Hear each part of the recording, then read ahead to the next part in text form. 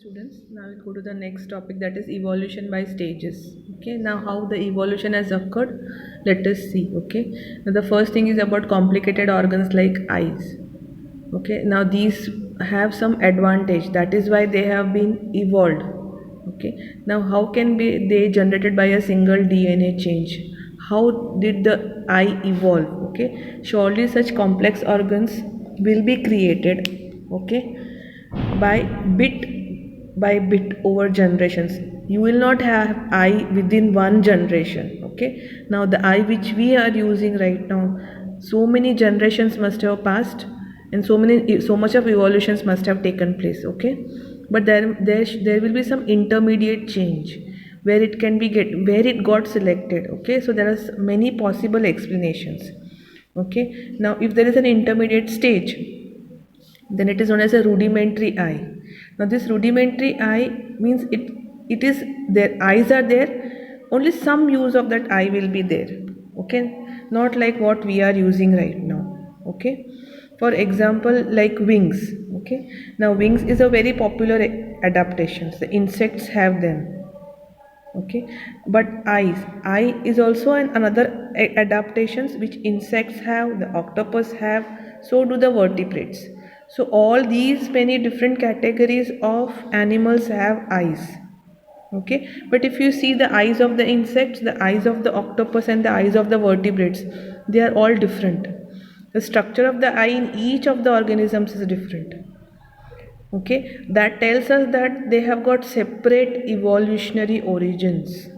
If the origin is same, then all of them will have same type of eyes, but the eyes are different. That means somewhere their origin is different.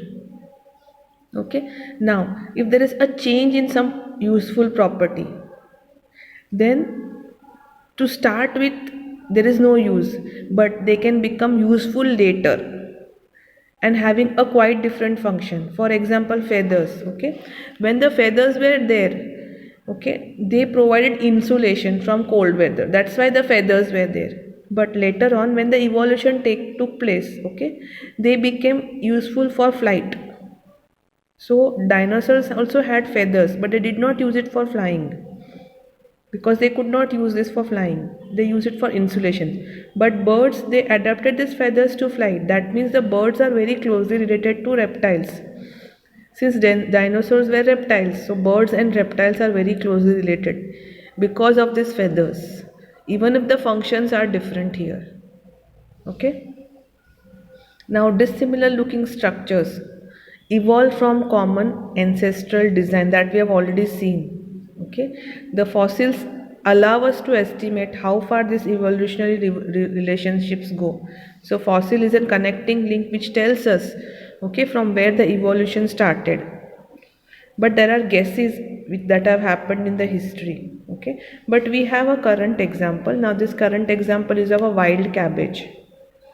Okay, so humans have cultivated this wild cabbage since 2000 years as a food plant. But because of artificial selection rather than natural selection, we have got varieties of wild cabbage.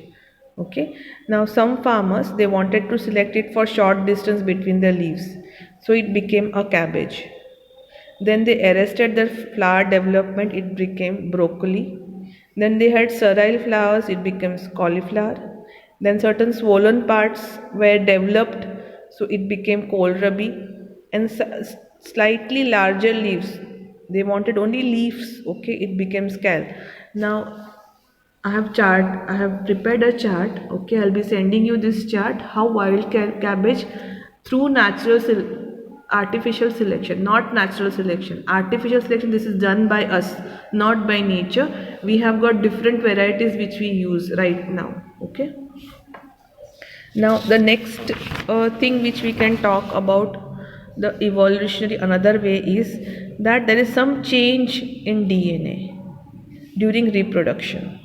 That is why evolution has occurred. Okay, now comparing the DNA of different species, that gives us a direct estimate how the DNA has changed. So now if you compare the DNA of the first organism and the organism which you are finding now, If you compare the DNA, you will understand how the evolution has taken place.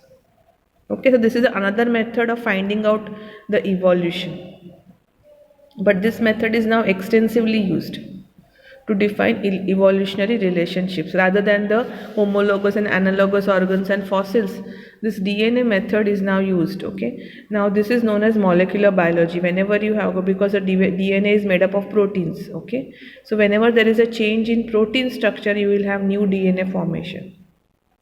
Okay, this comes under molecular phylogeny. Okay, when you study this it's a subject of science.